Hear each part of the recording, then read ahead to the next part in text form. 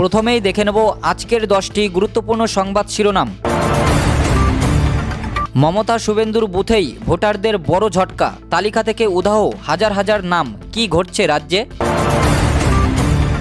ঢাকায় ভারতীয় মিশনে হুমকি, 7 সিস্টার মন্তব্যের জেরে বাংলাদেশের দূত তলব। দেহত্যাগ না করলে পদত্যাগ করে না, কাকে নিশানা শুভেন্দুর?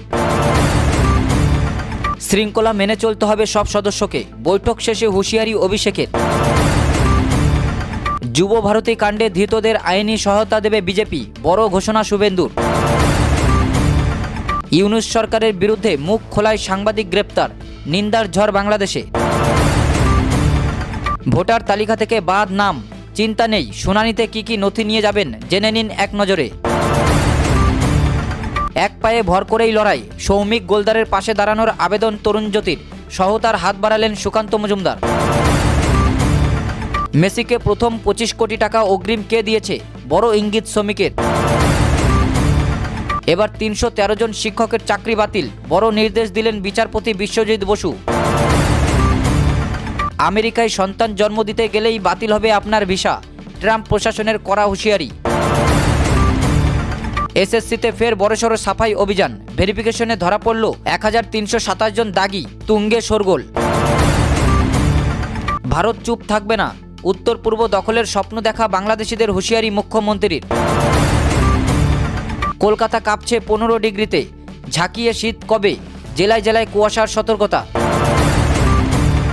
স্বার্থ নয় আদর্শেই ভোট, 1 লাখ দিলেও মুসলিমরা আমাকে ভোট দেবে না, বিস্ফোরক আসামের মুখ্যমন্ত্রী। গালওয়ানের বরফ গলে কাছাকাছি ভারত চীন, বাণিজ্যিক ভিসা নিয়ে বড় সিদ্ধান্ত নয়াদিল্লির। বেঙ্গালুরুতে আইপিএল ফেরার পথে কঠিন শর্ত দিল কর্ণাটক সরকার। মমতাকে হারাতে তলে তলে ভয়ঙ্কর গুটি সাজিয়ে নিল বিজেপি। প্রিয় দর্শক, এবার আসছি বিস্তারিত খবরে। পশ্চিমবঙ্গের ভোটার তালিকায় বড়সড় রদবদল, প্রকাশিত হলো রাজ্যের খসড়া ভোটার তালিকা। আর তার সামনে আসতে রীতিমতো চাঞ্চল্য ছড়িয়েছে রাজনৈতিক মহলে। সাধারণ মানুষ থেকে শুরু করে ভিআইপি বাদ পড়ছেন না কেউই। কমিশন সূত্রের খবর, খোদ মুখ্যমন্ত্রী মমতা বন্দ্যোপাধ্যায় এবং বিরোধী দলনেতা শুভেন্দু অধিকারীর কেন্দ্র থেকেও বাদ গিয়েছে হাজার হাজার নাম। মমতা ও শুভেন্দুর কেন্দ্রে কি পরিস্থিতি?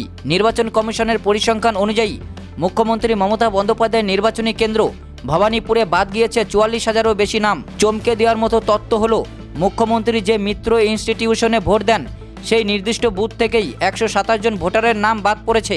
অন্যদিকে বিরোধী দলনেতা শুভেন্দু অধিকারীর কেন্দ্র নন্দীগ্রামে নাম বাদ গিয়েছে 10,599 জনের। শুভেন্দু যে বুথের ভোটার, নন্দ নায়কবার প্রাইমারি স্কুল, সেই 79 নম্বর বুথ থেকে বাদ পড়েছে 11টি নাম। কি বলছেন শুভেন্দু অধিকারী?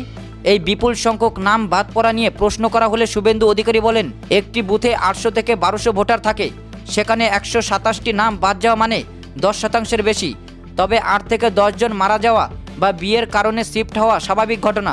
বাদ পড়ার তালিকায় শীর্ষে কলকাতা ও শহরতলি। খসড়া তালিকায় দেখা যাচ্ছে শহর কলকাতার একাধিক কেন্দ্রে ভোটার সংখ্যার আশঙ্কাজনক হারে কমেছে। তালিকার শীর্ষে রয়েছে চৌরঙ্গি, সেখানে বিধায়ক নয়না বন্দ্যোপাধ্যায়ের কেন্দ্র থেকে বাদ গিয়েছে রেকর্ড 74,553 জন ভোটারের নাম।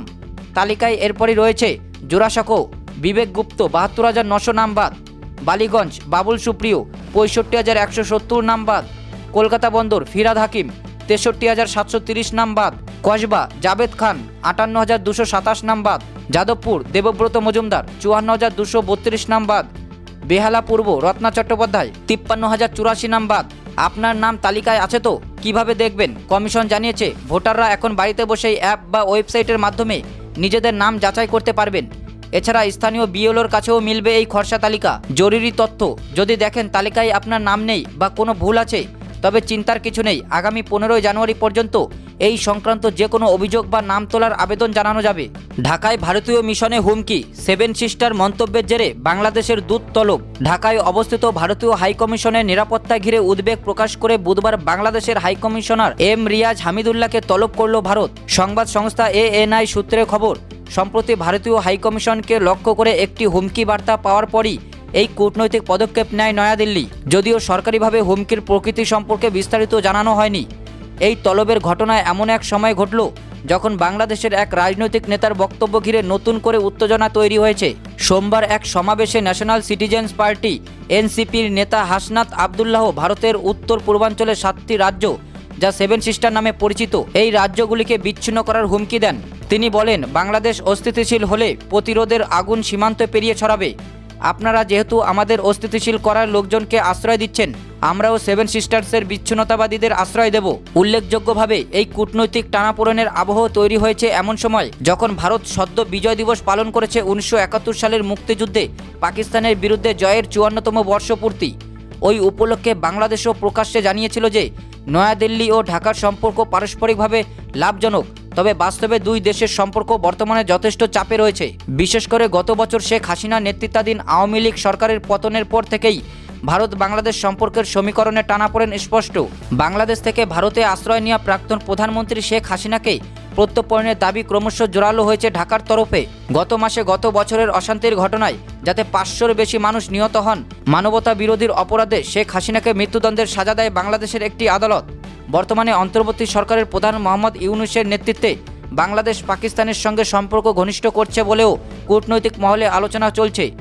একই সঙ্গে বাংলাদেশের একাধিক নেতা প্রকাশ্যে ভারতের বিরুদ্ধে অভ্যন্তরীণ বিষয়ে হস্তক্ষেপের অভিযোগ তুলেছেন, যদিও নয়াদিল্লির বারবার এই অভিযোগ অস্বীকার করেছে। এই প্রেক্ষাপটে ঢাকায় ভারতীয় হাইকমিশনের নিরাপত্তা নিয়ে হুমকি ও রাজনৈতিক বক্তব্যকে গুরুত্ব দিয়ে দেখছে ভারত। কূটনৈতিক সূত্রের মতে এই তলবের মাধ্যমে নয়াদিল্লি স্পষ্ট বার্তা দিতে চেয়েছে, ভারতীয় কূটনৈতিক মিশনের নিরাপত্তা নিয়ে কোনো আপোষ করা হবে না। দেহত্যাগ না করলে পদত্যাগ করে না, কাকে নিশানা শুভেন্দুর? বুধবার বিবেকানন্দ যুব ভারতী স্টেডিয়াম পরিদর্শনে যান বিরোধী দলনেতা শুভেন্দু অধিকারী। সেখানেই সাংবাদিক সম্মেলনে শুভেন্দু মন্তব্য করেন, দেহত্যাগ না করলে কেউ পদত্যাগ করে না। মঙ্গলবার ক্রীড়ামন্ত্রী অরূপ বিশ্বাস পদত্যাগ করেছেন। মেসির বঙ্গ সফর এবং বিশৃঙ্খলার জেরে বরখাস্ত হয়েছেন বিধাননগরের ডিসিপি অনিশ সরকার। শোকজ করা হয়েছে ডিজি রাজীব কুমারকেও। তবে বুধবার স্টেডিয়াম পরিদর্শনে এসে শুভেন্দু বলেন, ক্রীড়ামন্ত্রী শুধু নয়, সঙ্গে পুলিশ মন্ত্রীরও পদত্যাগ চান তিনি তার বক্তব্যে স্পষ্ট ভাষায় বলেন, মুখ্যমন্ত্রী এবং পুলিশ মন্ত্রী মমতা বন্দ্যোপাধ্যায়ের পদত্যাগ চান তিনি। এই প্রসঙ্গে শুভেন্দু বলেন, এরা দেহত্যাগ করে কিন্তু পদত্যাগ করে না। শুভেন্দু তার বক্তব্যে বাঙালি অস্মিতাকে উস্কে দিয়ে বলেছেন যে বাঙালি হিসেবে তিনি এবং গোটা বাংলা লজ্জিত। তিনি আরও বলেন, যা দিল্লি, মুম্বই, হায়দ্রাবাদ পারে তা আমরা পারি না কেন? তার সঙ্গে স্মৃতি উস্কে দিয়ে তিনি বলেন যে প্রায় 300 কোটি টাকার দুর্নীতি হয়েছে মেসির আগমনকে কেন্দ্র করে, সেই টাকা মানুষকে ফিরিয়ে দিতে হবে। তবে শুধু শুভেন্দু নয়, বুধবার স্টেডিয়াম পরিদর্শনে যায় এসআইটি এর পুলিশ কর্তা। সেখানে 15 মিনিট জিজ্ঞাসাবাদ করে তারা ফিরে যায় লালবাজারে। এই ঘটনাকে কটাক্ষ করে শুভেন্দু তার ক্ষোভ উগরে দিয়েছেন এবং বলেছেন যে এই তদন্ত কমিটির পক্ষে কিছুতেই মানুষকে ন্যায় বিচার ফিরিয়ে দেওয়া সম্ভব নয়, কারণ পুরো সিস্টেমের মধ্যেই গলদ রয়েছে এবং এই ঘটনা তদন্ত করলে কেঁচো খুঁড়তে গিয়ে কেউটে বেরিয়ে যেতে পারে বলে তিনি কটাক্ষ করেছেন। শুধু তাই নয়, তিনি অরূপ বিশ্বাসের পদত্যাগের দলীয় নাটক বলে উল্লেখ করেছেন এবং বলেছেন যে একজন মন্ত্রী যখন সাদা কাগজে ইস্তফা দেন তখন তা যথেষ্ট সন্দেহজনক। তিনি আরও বলেছেন যে নির্বাচনের আগে যেভাবে মানুষকে ঠকিয়ে তাদের কাছ থেকে নির্বাচনী খরচ তোলা হয়েছে, ক্রীড়া মন্ত্রীর পদত্যাগও তেমনি সন্দেহজনক। শুধুমাত্র নির্বাচনকে মাথায় রেখে মমতা বন্দ্যোপাধ্যায় তার ট্রাম্প কার্ড খেলছেন বলেও অভিযোগ করেন শুভেন্দু। শৃঙ্খলা মেনে চলতে হবে সব সদস্যকে, বৈঠক শেষে হুঁশিয়ারি অভিষেকের। বুধবার সংসদের তৃণমূল কংগ্রেসের সাংসদদের সঙ্গে বৈঠকে আরও একবার বার্তা দিয়েছেন দলের সর্বভারতীয় সাধারণ সম্পাদক ও লোকসভার দলনেতা অভিষেক বন্দ্যোপাধ্যায়। তিনি স্পষ্ট করে জানিয়েছেন, দলীয় শৃঙ্খলার ঊর্ধ্বে কেউ নেই। এই বৈঠক মূলত সাংসদদের কাজকর্ম, সাংসদদের নিয়ম নীতি এবং দলীয় শৃঙ্খলা মেনে চলার দিক নির্দেশনার ওপর কেন্দ্রীভূত হয়েছিল। বুধবার সকালে সংসদ ভবনের তৃণমূল সংসদীয় দলের অফিসে উপস্থিত হন অভিষেক বন্দ্যোপাধ্যায়। পূর্ব নির্ধারিত সূচি অনুযায়ী তিনি সেখানেই দলের সংসদ সদস্যদের সঙ্গে বৈঠক করেন। বৈঠকে উপস্থিত ছিলেন তৃণমূলের লোকসভা ও রাজ্যসভার সদস্যরা। সাংসদদের মধ্যে দলীয় শৃঙ্খলা বজায় রাখার গুরুত্ব ব্যক্ত করা হয়। বৈঠকের মূল উদ্দেশ্য ছিল সাংসদদের দায়িত্ব ও তাদের কাজের সীমা স্পষ্ট করা। অভিষেক বন্দ্যোপাধ্যায় সকলকে স্মরণ করিয়ে দেন যে দলীয় শৃঙ্খলা মেনে চলা প্রত্যেক সাংসদের জন্য বাধ্যতামূলক। সংসদে কোনো কেন্দ্রীয় মন্ত্রীর সঙ্গে দেখা করতে হলে অথবা কোনো বিষয় উত্থাপন করতে হলে লোকসভা ও রাজ্যসভার সাংসদেরই আগাম অনুমতি নিতে হবে। এতে দলীয় সিদ্ধান্ত এবং একক কণ্ঠস্বর বজায় থাকে। এছাড়াও বৈঠকে সংসদে কাজের নিয়ম নীতি সম্পর্কেও বিস্তারিত আলোচনা হয়। সাংসদদেরকে নির্দেশ দেওয়া হয় যে লোকসভা ও রাজ্যসভার যে কোনো কার্যক্রম শুরু করার আগে চিফ হুইপ ও ডেপুটি লিডারের অনুমতি নিতে হবে। এটি দলের অভ্যন্তরীণ শৃঙ্খলা শক্তিশালী রাখার পাশাপাশি সংসদের কার্যক্রমের সমন্বয় নিশ্চিত করবে। তৃণমূল কংগ্রেসের অভ্যন্তরীণ নীতি অনুযায়ী শৃঙ্খলা দলকে সুসংহত রাখার মূল ভিত্তি। সাংসদরা যদি নিজস্বভাবে পদক্ষেপ নেন বা অনুমতি ছাড়া পদক্ষেপ গ্রহণ করেন তবে তা দলের কৌশলগত পরিকল্পনা এবং রাজনীতির সামঞ্জস্যকে প্রভাবিত করতে পারে। অভিষেক বন্দ্যোপাধ্যায় বৈঠকে পুনরায় জোর দিয়ে বলেন যে দলের সিদ্ধান্তের বাইরে কোনো পদক্ষেপ গ্রহণ করা যাবে না। এই বৈঠকের মাধ্যমে সাংসদদের মধ্যে সমন্বয় বাড়ানো হচ্ছে। লোকসভা ও রাজ্যসভার সদস্যদের দায়িত্বের পরিধি এবং কাজের নিয়মনীতি পরিষ্কার করার মাধ্যমে সংসদে দলের অবস্থান আরও শক্তিশালী হচ্ছে। সাংসদদের জন্য এটি একটি নির্দেশামূলক বৈঠক যা দলের কৌশলগত ও পরিকল্পনা বাস্তবায়নে সহায়ক হবে। এক পায়ে ভর করেই লড়াই, সৌমিক গোলদারের পাশে দাঁড়ানোর আবেদন তরুণ জ্যোতির, সহায়তার হাত বাড়ালেন সুকান্ত মজুমদার। ব্রিগেডে গীতা পাঠের দিনের ঘটনার পর থেকে সৌমিক গোলদারকে ঘিরে আলোচনা থামেনি। একদিকে আইনি লড়াই, অন্যদিকে শারীরিক সমস্যায় ভোগা এই তরুণের চিকিৎসা, সব মিলিয়ে নতুন করে সামনে এলো মানবিক সহায়তার প্রশ্ন। এবার সৌমিকের চিকিৎসার জন্য এগিয়ে আসার আহ্বান জানিয়ে ফেসবুকে পোস্ট করলেন তরুণজ্যোতি তিওয়ারি। কি লিখেছেন তরুণজ্যোতি তিওয়ারি? ফেসবুক পোস্টে তরুণজ্যোতি তিওয়ারি লেখেন, সৌমিক গোলদারের সঙ্গে নতুন করে পরিচয় করানোর কোনো দরকার নেই, সবাই ইতিমধ্যেই ওকে চেনেন। তিনি মনে করিয়ে দেন সৌমিকের একটি পায়ে দীর্ঘদিনের সমস্যা রয়েছে এবং তার চিকিৎসার জন্য ভাবা হয়েছে। তিনি পোস্টে আরও লেখেন, সৌমিককে যখন পুলিশ গ্রেপ্তার করেছিল তখন অনেকেই বলেছিলেন চিকিৎসার জন্য যত টাকা লাগবে তারা খরচ বহন করবেন, তবে আইনি লড়াইয়ের জন্য সাধারণ মানুষের কোনো খরচ করতে হবে না, সেই দায়িত্ব তারা নিজেরাই নেবেন বলেও পোস্টে স্পষ্ট করা হয়েছে। সাহায্যের হাত বাড়িয়ে দিলেন বিজেপির নেতা সুকান্ত মজুমদার। তরুণজ্যোতি তিওয়ারির প্রশ্ন, ছেলেটার জন্য কি কিছু করা যায় না? এই জন্য তিনি ক্রাউড ফান্ডিংয়ের প্রস্তাব রাখেন। তরুণজ্যোতি জানান, বিজেপির রাজ্য সভাপতি সুকান্ত মজুমদার ইতিমধ্যেই 1 লক্ষ টাকা দেওয়ার কথা বলেছেন। বাকি অর্থ সাধারণ মানুষের সহায়তায় সংগ্রহ করা যায় কিনা সে বিষয়ে মতামত চাওয়া হয়েছে।